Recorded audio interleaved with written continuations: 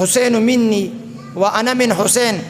دی روایت کې د حضرت امام حسین رضی الله عنه اسم مبارک سلور پیر راغلی.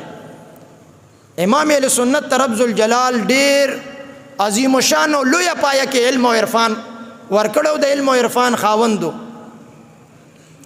ما د توجه ساته امام اهل سنت فرمایي چې حضور مبارک دی روایت کې او د حدیث کې د حضرت امام حسین اسم مبارک سلور پیر ذکر کو.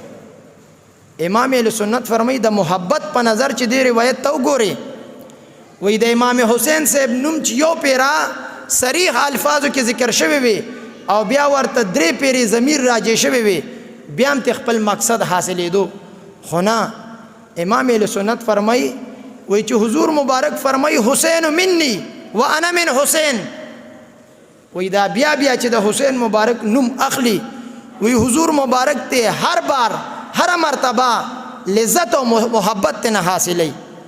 دا د امام اهل سنت هغه د محبت نظر عمیق چې د روایت ته کته، او وی حضور مبارک چې بار بار د امام حسین رضی الله عنه د اسم او د نوم مبارک اعاده کوي، وی پدې کې لذت او محبت حضور مبارک حاصلې او د امام حسین نوم بار اخلي.